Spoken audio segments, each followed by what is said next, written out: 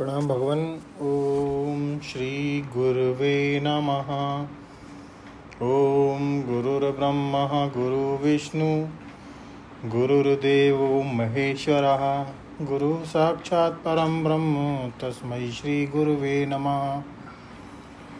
ओम शांति शांति शांति। ओम ब्रह्म ज्ञान और इसकी साधना द्वारा स्वामी खंडानंद सरस्वती जी महाराज द्वारा भवन। भगवान स्वामी जी सर्व इंद्रिय गुणाभासम सर्व इंद्रिय विवर्जितम की व्याख्या कर रहे थे। स्वामी जी कहते हैं कि सब इंद्रियां माने बाह्य इंद्रियां और आंतर इंद्रियां। आँख, नाक, कान, जीव और त्वचा ये बाह्य इंद्रियां हैं, और भीतर जो है मन, बुद्धि, चित्त, अहंकार, अंतःकरण की वृत्तियां हैं, वे आंतर इंद्रियां हैं। असल में इंद्रियों में बाह्य और आंतर का जो भेद है यह भी तब तक है जब तक इस भेद का खंडन समझ में नहीं आता।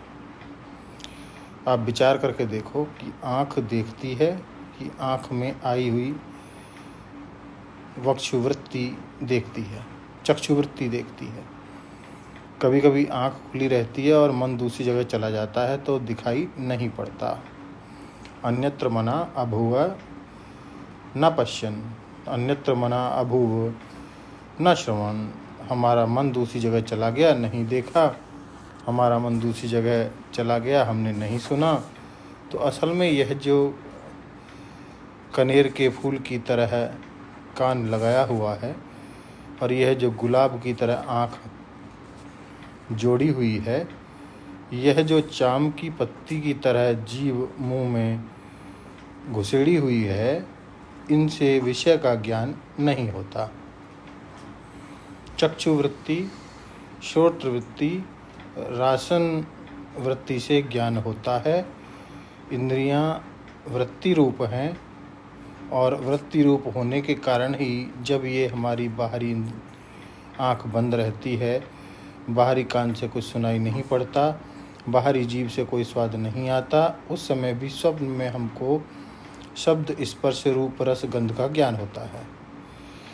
वहाँ तो बाहर कुछ नहीं होता है, सब भीतर ही होता है। तो असल में इंद्रियां जो हैं वे सूक्ष्म शरीर की अंग हैं, स्थूल शरीर की अंग नहीं।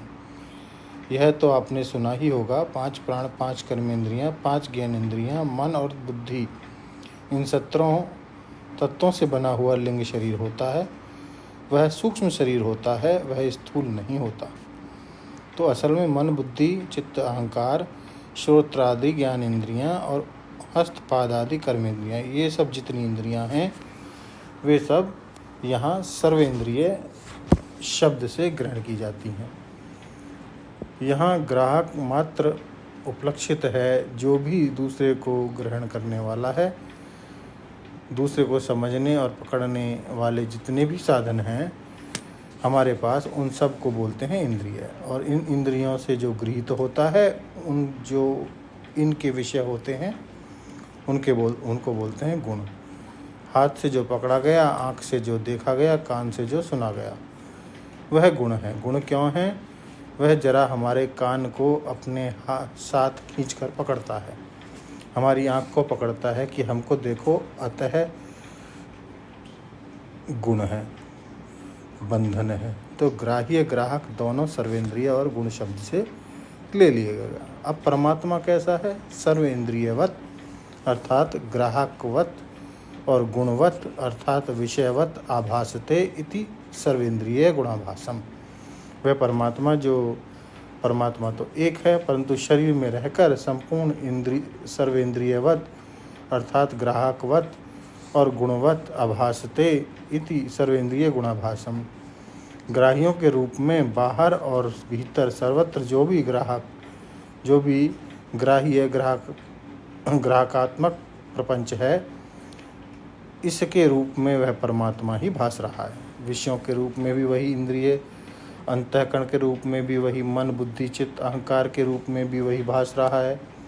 किम वत स्वप्नवत जैसे एक दृष्टा चैतन्य पुरुष स्वप्न में पृथ्वी जल अग्नि वायु आकाश के रूप में भी और गंध रस स्पर्श रूप शब्द इन विषयों के रूप में भी और हस्तपाद आदि कर्मेंद्रियों के रूप में भी श्रोत्र त्वक नेत्र आदि ज्ञानेंद्रियों के रूप में भी स्वप्न में मालूम पड़ने वाले पृथक पृथक रागी द्वेषी अंतःकरण वाले व्यक्तियों के रूप में भी जैसे एक ही दृष्टा भासित होता है, वैसे एक ही परमात्मा जागृत अवस्था में भी ग्राह्य रूप में और ग्राहक रूप में दोनों रूप में भासित हो रहा है।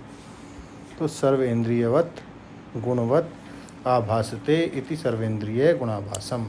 इंद्रिय नहीं है, इंद्रियों के रूप में भास रहा है, विषय नहीं है पर विषय के रूप में भास रहा है। कैसे? बोले कि स्वप्न के समान। जैसे स्वप्न में एक ही दृष्टा सर्वरूप में भासता है, एक ही परमात्मा सर्वरूप में भास रहा है। तो सर्वेंद्रिय विवर्जितम परमात्मा और कैसा?